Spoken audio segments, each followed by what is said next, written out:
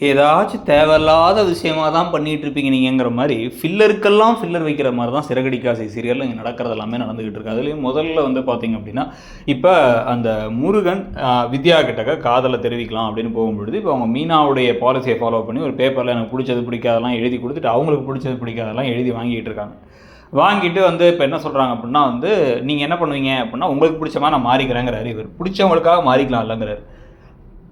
அதெல்லாம் வேணான்னு இவங்க சொன்னாலும் நான் மாறிப்பேன் அப்படின்னு சொல்லிகிட்டு இருக்காரு. உடனே இதை போய் அவங்க வந்து மீனா கிட்ட சொல்ல, மீனா தனியாக கால் பண்ணி சொல்கிறாங்க இதெல்லாம் கோயிலில் வச்சு நடக்குது வேறு. சொன்னதுக்கப்புறமா மீனா என்ன சொல்கிறாங்க, உடனடியாக காதலை அக்செப்ட் பண்ணாதீங்க, அவராக சொல்கிற வரைக்கும் நீங்கள் காதலை சொல்லாதீங்க, கொஞ்சம் லைட்டாக வந்து டைம் வேணும்னு கேட்டே இருங்க, அப்போ தான் நல்லா தெரியும் அப்படின்னு வந்து அலையோட சொல்கிறாங்க கிட்டத்தட்ட. அவங்க வந்து இதை சொன்னதுக்கப்புறமா அதே சமயத்தில் வந்து பார்த்திங்கன்னா அதே கோயிலுக்கு சீதாவும் அந்த அருணும் வந்திருக்காங்க. ஓ அவ்வளோ தூரம் வளர்ந்துட்டீங்களாங்கிற மாதிரி இருந்துச்சு நமக்கு.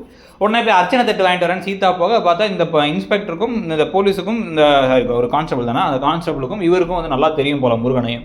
2 பேரும் மாறி மாறி பேசி 2 பேரும் அவங்க காதலை பற்றி பேசிக்கிட்டு இருக்காங்க. நான் காதலை சொல்லிட்டேன் ஆனால் வெயிட் பண்ணிருக்கேங்கிற அருண். நீங்களும் சீக்கிரம் சொல்லிவிடுங்கன்னா முருகன் ஓகே நான் க்யூவில் இருக்கேன் நான் சொல்லிடுறேங்கிறாரு. இதை வச்சே ரொம்ப நேரம் போச்சு. இதுக்கு நடுவில் தான் வந்து பார்த்திங்க அப்படின்னா வந்து ஸ்ருதியோட அம்மா வீட்டுக்கு வந்து ஓவர் பேசுகிறாங்க. இவன்லாம் இப்போ முத்துவை பேசுகிறாங்க எல்லாரும் முன்னாடியும். அதுக்கப்புறமா வந்து என் பிள்ளை வேலைக்கு போகக்கூடாது, எனக்கு மனசே தாங்க முடியல, இந்தாங்க இந்த செக் புக்கில் கையெழுத்து போட்டுத்தாங்க, உங்கள் வீடு ஒரு நல்ல குடும்பமாக இருந்தால் பரவாயில்ல, இது பூ விற்கிறவங்க குடும்பம் தானே, அப்படி இப்படிலாம் என்னென்னவோ பேசுகிறாங்க. பேசினதுக்கு பிறகு செக்கில் என்ன அமௌண்ட்டெல்லாம் ஃபில் பண்ணிக்கோங்கன்னு இவர் வேகமாக போயிட்டு 5000 போட்டு போயிட்டு 50 கோடி அப்படின்னு நான் போய் உடனே செக்கப் போய் போடுறேன் பேங்க்லங்கிறாரு.